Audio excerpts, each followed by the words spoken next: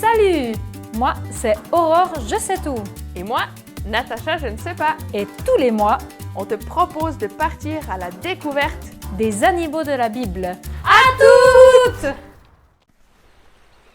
Nous voulons retrouver Jonas. Tu fais quoi là, Natacha, je ne sais pas? Tu penses que tu sais parler baleine? Tu pourras nous indiquer la route. J'ai pas l'impression qu'elle te comprenne. T'es vraiment sûre que tu sais parler baleine? Bah oui, j'ai vu le film Nemo, pas toi? Si, mais bon, ça veut pas dire que je sais parler baleine. Jonas! Mesdames et messieurs les enfants, bien le bonjour! Aujourd'hui, nous nous retrouvons pour le 4e épisode de la série intitulée « Les animaux dans la Bible ». Veuillez juste excuser Natacha, je ne sais pas, qui pense savoir parler baleine. Oui, bon, ça va, hein. Je me demande juste si Jonas, quand il était dans le ventre de la baleine, il pouvait communiquer avec elle. Et comme je pense que vous l'avez deviné, nous allons parler de Jonas. Oh oui! Bon, ça va, hein, tu vas quand même pas parler toute la vidéo en mode « je sais parler baleine ». Oh, mais bon, on va quand même en parler de cette baleine, ou bien? Bah oui et non. En fait, dans la Bible, c'est jamais dit que c'était une baleine. On dit juste que c'était un gros poisson. Oui, bon, du gros poisson, là. On va en parler, ou bien? Oui, mais bon, avant ça, j'ai un défi à te proposer. T'es prête? Ça marche. C'est parti. On y va!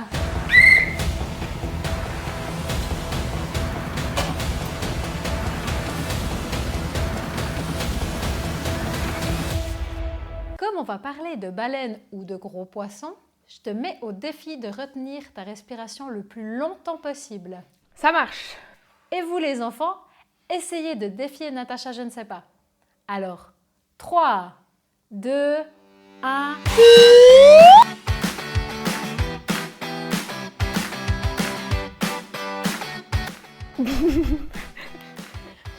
Et 56 secondes! Bravo Natacha! Alors, et vous? Combien de temps est-ce que vous avez fait? Bon, c'est pas tout ça. Revenons à notre baleine ou bien à notre gros poisson. Oui! Alors, en fait, il y avait les Ninivites, c'est les habitants de Ninive. Jonas devait leur amener un message pour leur dire que dans 40 jours, leur ville serait détruite. Et la baleine dans tout ça? Un peu de patience. Mais bon, si on racontait l'histoire depuis le début. Un jour, le Seigneur est venu parler à Jonas. Il lui a dit « Va à Ninive, dans cette ville, et tu leur diras qu'ils ont 40 jours et après je détruirai la ville. » C'était des gens qui faisaient plein de mal, plein de méchanceté. Alors Jonas s'est levé, il est parti jusqu'au port pour prendre un bateau, mais pas pour aller à Ninive. En fait, il n'avait pas du tout envie d'aller là-bas, donc il a pris un bateau pour aller à Tarsis. Arrivé sur ce bateau, ils ont commencé à naviguer. Et là, une grande tempête s'est levée. Il y avait des vagues, le vent. Tous ceux qui étaient sur le bateau ont commencé à avoir peur. Ils ont tous imploré, ils ont tous demandé à leur Dieu de venir, d'interagir et de les sauver. Mais rien ne se faisait. Ils ont commencé à essayer de jeter des affaires par-dessus bord pour essayer d'alléger le bateau pour qu'il ne s'enfonce pas. Mais pendant ce temps, où était Jonas? Eh bien, il était au fond du bateau en train de dormir. Comment est-ce qu'il pouvait dormir? Le capitaine, il a commencé à regarder dans le bateau et là, il trouve Jonas. Et il le secoue, il le réveille, puis il lui dit « Mais comment est-ce que tu peux dormir? T'as pas vu cette tempête? Toi, tu n'as pas un Dieu que tu pourrais demander d'agir ?» Et puis là, Jonas est monté sur le pont. Il a rejoint les autres pêcheurs. Et là, les autres pêcheurs lui ont dit « Mais d'où est-ce que tu viens? Qui es-tu? Qui est ton Dieu ?» Et là, il a dit « Je suis israélite et puis mon Dieu, c'est le Dieu de la création, de toute la nature, de tout. Et puis, en fait, j'ai désobéi à Dieu. Il m'avait dit d'aller à Ninive et là, j'ai pas voulu obéir. Et voilà, c'est à cause de moi qu'il y a cette tempête. » Puis là, les autres, ils ont dit « Mais comment t'as pu faire ça? Comment t'as pu mentir, désobéir, partir comme ça ?» Et puis alors, on a dit « Mais qu'est-ce qu'on va faire ?» Jonas, il leur a dit, la seule chose que vous pouvez faire pour que le calme revienne, c'est me jeter par-dessus bord. Et là, c'est ce qu'ils ont fait. Ils ont jeté Jonas. Mais à ce moment-là, Dieu a envoyé un gros poisson. Et hop, il a avalé Jonas, comme ça, pouf, tout cru. Jonas, il s'est retrouvé pendant 3 jours dans le ventre du poisson. Au bout d'un moment, Jonas, il a commencé à prier Dieu. Et puis il lui a dit, c'est vrai, quand j'étais dans la détresse, quand tout allait mal, toi, tu étais avec moi. Il a dit encore beaucoup d'autres choses dans cette prière. Et après 3 jours, le Seigneur, il a parlé au gros poisson. Puis il lui a dit, recrache Jonas. Et là, paf, le poisson, il a recraché Jonas. Il a pu enfin respirer l'air libre. Ça devait un peu puer d'ailleurs dans ce poisson. Et puis là, le Seigneur, il a de nouveau parlé à Jonas et lui a dit, va à Ninive, va dire aux gens que dans 40 jours, je détruirai la ville. Et là, cette fois, Jonas, il a accepté et il est parti. Cette ville, elle était énorme. Il a dû faire 3 jours pour faire tout le tour de la ville. Et tout le tour de la ville, il criait aux gens, dans 40 jours, Dieu va détruire la ville à cause de toute votre méchanceté. Quand le roi, il a appris ça, il a réuni tous les gens et on dit, pendant plusieurs jours, on va ni manger ni boire et on va demander pardon à Dieu. Et c'est ce qu'ils ont fait.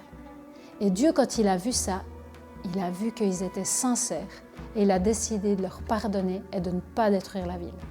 Ça aurait pu être une grande joie, mais Jonas, lui, il s'est fâché et puis il a dit, il est sorti de la ville, il est allé se coucher et puis il a dit, de toute façon, j'étais sûre que tu allais réagir comme ça, il disait à Dieu. Puis Dieu lui a demandé pourquoi il se mettait comme ça. Puis il a dit, de toute façon, je savais que c'est pour ça que je ne voulais pas aller, c'est pour ça que je suis partie à Tarsis. Pendant qu'il était couché, pendant qu'il dormait, Dieu, il a fait grandir un petit arbre pour lui donner de l'ombre pendant la journée. Jonas, il était content d'être à l'ombre de cet arbre. Mais par la suite, Dieu a envoyé un petit ver qui allait dans l'arbre et qui a fait mourir cet arbre. Et du coup, quand le soleil est venu, la chaleur est venue, Jonas, il n'était plus du tout protégé. Puis alors là, il s'est fâché, puis il était là, mais pourquoi il y a ça, de nouveau des choses? Et là, Dieu lui a dit, mais pourquoi tu te fâches pour un petit arbre que toi, tu n'as même pas fait grandir, que tu n'as pas arrosé, que tu n'as rien fait pour qu'il soit vivant. Et là, parce qu'il meurt, tu te fâches. Et pourquoi, moi qui suis le Dieu vivant, est-ce que je ne donnerais pas une deuxième chance à des gens qui se repentent? Moi, ce que je trouve fou dans cette histoire, c'est que Dieu a continué de prendre soin de Jonas, et ce, malgré sa désobéissance, malgré le fait qu'il ne soit pas allé parler aux Ninivites tout de suite. Oui, exactement. Et c'est impressionnant parce qu'on peut voir que tout au long de l'histoire de Jonas, Dieu est présent et il montre son amour de plein de manières différentes. Avec la baleine, par exemple? Enfin, le gros poisson? Exact. En fait, le gros poisson, c'est un moyen utilisé par Dieu pour prendre soin de Jonas, et ça, malgré sa désobéissance. Est-ce que ça veut dire que Dieu continue de nous aimer, même si on ne fait pas ce qu'il nous demande? Oui, mais bon, c'est pas le but. Ok. Donc en fait, on peut dire que Dieu a envoyé la baleine, ou le gros poisson, pour sauver Jonas de la mort et lui donner une deuxième chance pour aller parler aux Ninivites? Exact. Bon, j'espère quand même que Dieu ne m'enverra pas une baleine la prochaine fois que j'aurai besoin d'une deuxième tentative pour faire ce qu'il me demande. J'espère pas pour toi. Mais concrètement, est-ce que ça veut dire que si tes parents ils te demandent de ranger ta chambre, est-ce que tu vas le faire du premier coup et sans râler? Oui, c'est ça. Mais ça veut aussi dire que si je ne le fais pas pour X raisons, mes parents continueront quand même de m'aimer. Oui. Mais avant de pouvoir faire ce que Dieu nous demande et ce sans râler, il faut déjà réussir à l'écouter. Oui, et ça c'est vrai que c'est pas toujours facile. Mais on pourrait prendre un petit moment là pour demander à Dieu de savoir comment l'écouter, et ce en chantant. Bonne idée!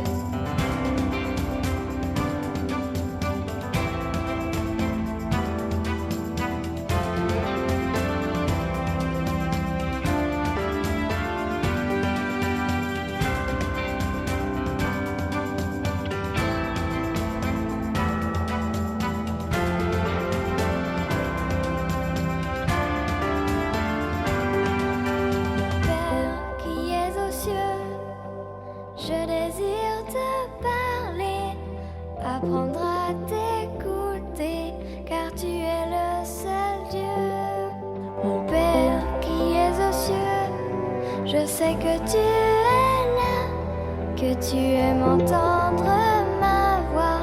Je m'approche de toi.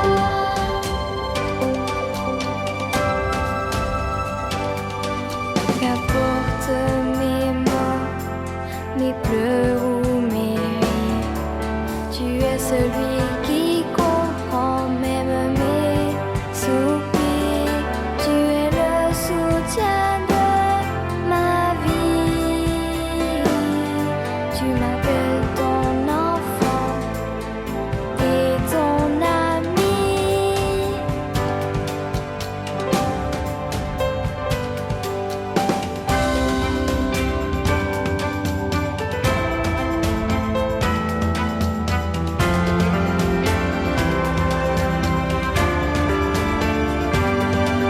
Mon Père qui es aux cieux, je désire te parler, apprendre à t'écouter, car tu es le seul Dieu.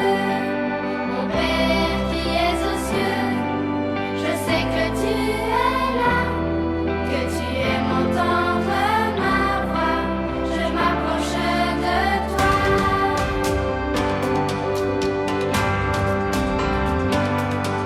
Qu'importe mes raisons, ma situation, tu es celui qui écoute mes cris les plus profonds.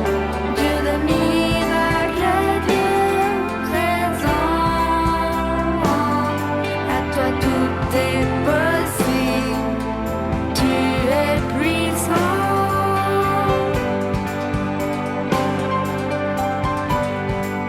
Mon Père qui es aux cieux, je désire te parler, apprendre à t'écouter, car tu es le seul Dieu. Mon Père qui es aux cieux, je sais que tu es là, que tu aimes entendre ma voix. Je m'approche de toi.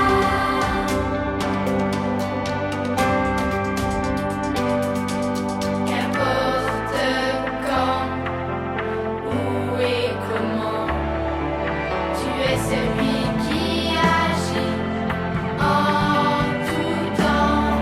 En te priant, nous déclenchons liberté, réconfort et bénédiction.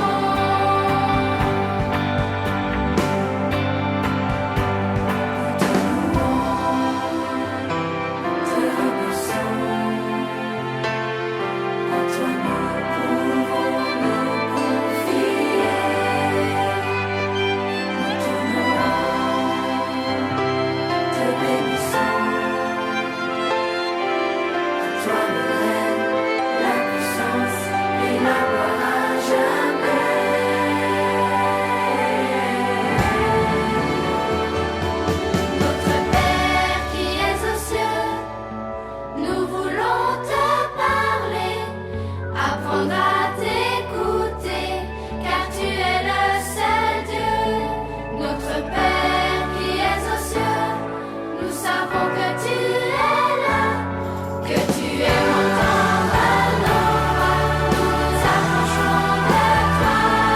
Notre Père qui es aux cieux, nous voulons te parler, apprendre à t'écouter, car tu es le seul Dieu. Notre Père qui es aux cieux, nous savons que tu es là, que tu aimes entendre nos voix. Nous nous approchons de toi.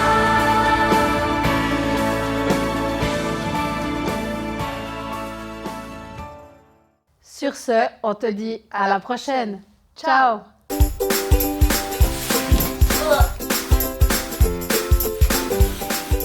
Comment on va?